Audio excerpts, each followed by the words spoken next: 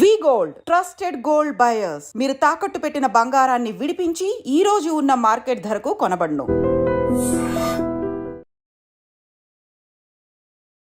నమస్తే, welcome back to IT media. మన ఆయుర్వేదం ప్రోగ్రామ్కి అందరికీ స్వాగతం.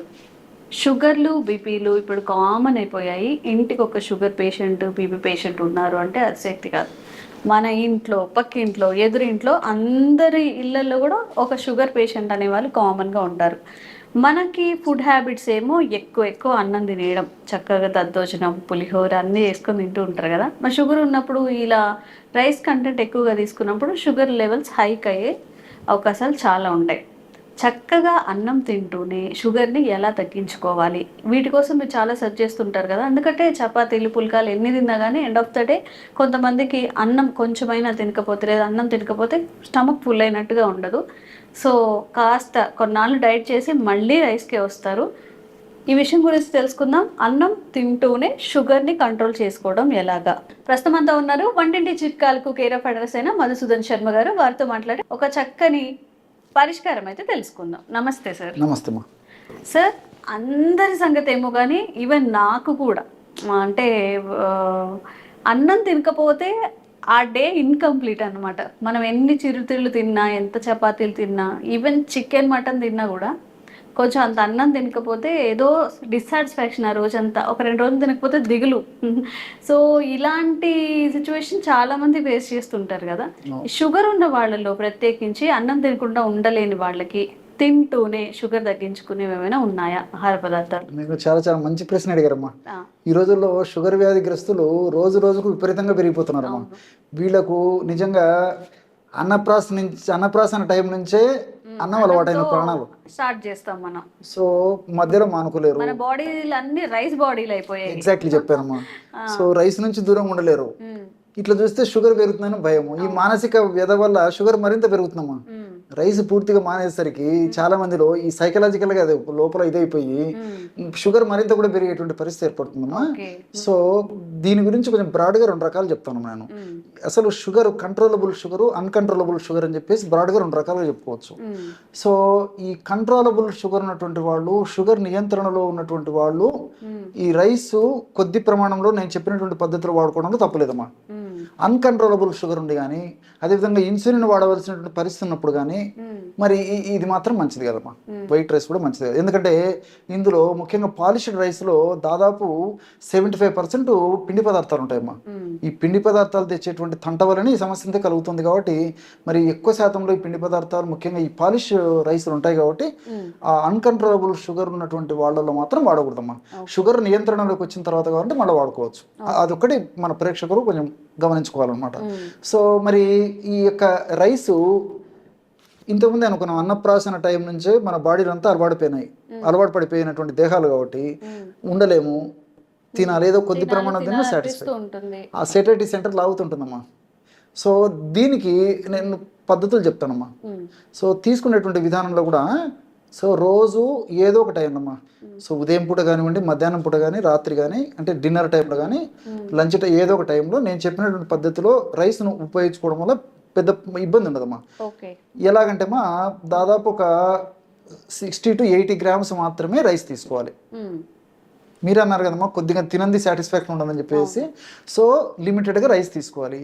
ఆ లిమిటెడ్ రైస్ కూడా మళ్ళీ ఇబ్బంది పెట్టకుండా దానికి ఎన్నో రకాలైన మార్గాలు ఉన్నాయమ్మా. అందులో దాదాపు ఒక 200 grams సాంబార్, 200 grams సాంబార్లో కూడా వెజిటబుల్స్ దాదాపు 100 grams, 150 grams ఉండే పద్ధతిలో వెజిటబుల్స్ కలిపి వండినటువంటి సాంబార్ వాడుకోవాలమ్మా. చేసుకోవాలి ఆ సాంబార్. సో వెజిటబుల్స్ ఎక్కువ ఉన్నటువంటి సాంబారు, దాంతో పాటు ఒక కప్పు పప్పు ప్రోటీన్స్ ఎక్కువ ఉంటాయి కదమ్మా, ఆ పప్పును కూడా అందులోనే చేసేసుకోవాలి. తర్వాత దీంతో పాటు ఒక కప్పు మజ్జిగ. ఈ పద్ధతిలో తీసుకోవడం వల్ల సాటిస్ఫాక్షన్ ఉంటుంది. షుగర్ పెరగదు, తినలేనటువంటి బాధ ఉండదు, మానసికమైనటువంటి వేద ఉండదు ఏమా. సో ప్రాబ్లం అయితే ఉండదమ్మా. అన్నంలో కూర కలుపుకోకుండా కూరలో అన్నం కలుపుకోవాలి, రివర్స్ చేసుకోవాలమ్మా. సో దానికి పరిష్కారం ఇది. సో ఇది ఒకటి. సరే అన్నం వరకు అయితే బాగుంది, మన వాళ్ళకి చాలా మంది కూడా డౌట్ వచ్చి ఉంటుంది, సరే అన్నం వరకు బాగానే ఉంటుంది సార్, మరి మిగతా కేవలం రోజు 60 గ్రాములు 70 గ్రాములతోనే అయితే కూడా మాకు సంతృప్తికరంగా కదా, ఎప్పుడు ఒకటే ఫుడ్ తినాలన్నా కానీ మనసు ఒప్పదు కదా అని చెప్పేసి కూడా కొంతమందికి. సో దానికి మార్గాలు చెప్తానమ్మా. మనసు ఉంటే మార్గం ఉంది, పాటించాలనే పద్ధతుల అవగాహనతో షుగర్ బాగా కంట్రోల్ ఉంచుకోవచ్చు. ఫర్ ఎగ్జాంపుల్ దధ్యోదనం చేస్తుంటాం, దధ్యోదనం అని చెప్పి చేస్తారు కదమ్మా, ఎగ్జాక్ట్ పెరుగన్నం అని చెప్పి చేస్తుంటారు. మామూలుగా ఈ టెంపుల్స్ కూడా ప్రసాదంగా తయారు చేసి కూడా పెడుతుంటారు అన్నమాట. సో ఈ పెరుగన్నం చేసుకునేటప్పుడు ఏం చేయాలంటే మా ఒక్క భాగం రైస్ అయితే ఏమా ఒక్క భాగము శనగలు నానబెట్టేసి కలిపి పెరుగన్నం తయారు చేయాలి. శనగలమ్మా, ఏవైనా పర్లేదమ్మా, శనగలైనా నానబెట్టేసేసి అందులో కలిపేసి తయారు చేయడం వల్ల ఎలాంటి ప్రాబ్లం ఉండదమ్మా. సో అంతేమ్మా. ఇప్పుడు దీంట్లో ప్రోటీన్స్ ఉన్నాయి, దేహానికి ఉపయోగపడే అనేక అంశాలు ఉన్నాయి, ఫైబర్ ఎక్కువ ఉంటుంది. కాబట్టి మనం ఆ విధంగా మనం రైస్ తీసుకున్నప్పటికీ త్వరగా ప్రేగులు పీల్చుకోకుండా ఉండడానికి ఈ శనగల్లో ఉన్నటువంటి వివిధ రకాలైన రసాయన పదార్థాలు ఉపయోగపడి త్వరగా రక్తంగా త్వరగా చక్కెరగా మారకుండా ఉండి త్వరగా ప్రేగులు పీల్చకుండా ఉండేందుకు, అదేవిధంగా త్వరగా చక్కెరగా మారకుండా ఉండేందుకు ఈ యొక్క పదార్థాలు ఉపయోగపడతాయమ్మా. సో త్వరగా బ్లడ్లో షుగర్ పెరగదు అనమాట. సో అది దీనికి. సో అప్పుడప్పుడు పులిహోర తయారు చేసుకోవచ్చు మా. పులిహోర కూడా సేమ్ కాన్సెప్ట్. సో ఒక్క భాగము రైస్ అయితే ఒక్క భాగము వేరుశనగ పల్లీలమ్మా నానబెట్టేసి చేసుకొని తినండి. నేను ఇంతకుముందే చెప్పాను, మనసు ఉంటే మార్గం ఉందమ్మా. సో కడుపు కొంత తినేసరికి కడుపు నిండిపోతుంది. సో ఒకవేళ అదవా ఏదైనా ఎక్కువ తిన్నా కానీ ఇందులో ఉన్నటువంటి పదార్థాలు, ఈ పల్లీల్లో ఉన్నటువంటి మంచి మంచి ఔషధ గుణాలు కానీ, తర్వాత ఈ యొక్క శరీరానికి మేలు చేసేటువంటి ఇతర పదార్థాలు అందులో ఉండడం చేత ఏం జరుగుతుందంటే త్వరగా జీర్ణం కాకుండా ఈ యొక్క పిండి పదార్థాలని, అంటే రైస్లో ఉన్నటువంటి పిండి పదార్థాలు త్వరగా జీర్ణం కాకుండా ఉండేందుకు ఉపయోగపడమే కాకుండా షుగర్ త్వరగా మారకుండా, షుగర్గా మారకుండా ఈ పదార్థాలు ఉపయోగపడుతుంది. అదేవిధంగా బ్లడ్లో షుగర్ త్వరగా పెరగకుండా ఉపయోగపడతాయి మా. సో అలా తీసుకోవచ్చు.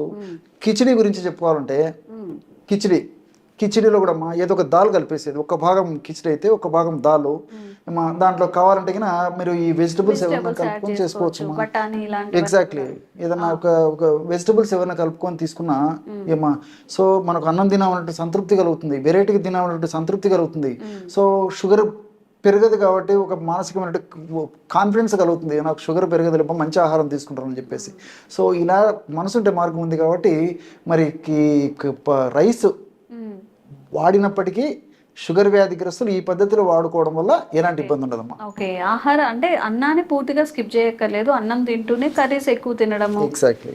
ఒకవేళ పెరుగన్నం, దద్దోజనం, పులిహోర ఇలా చేసుకున్నప్పుడు దాంట్లో సగం రైస్, సగం ఏమో శనగలు కానీ అలాంటివి పల్లీలు ఇంక్లూడ్ చేసుకొని తింటూ ఉంటే కంట్రోల్లో ఉంటుంది షుగర్ అనేది. ఒక్కసారి గ్లూకోజ్ లెవెల్స్ పెరగడం అలాంటివి జరగవు. జరగవు. ఓకే, నాకైతే మంచి టిప్లని అనిపించింది, ట్రై చేయొచ్చు మనం.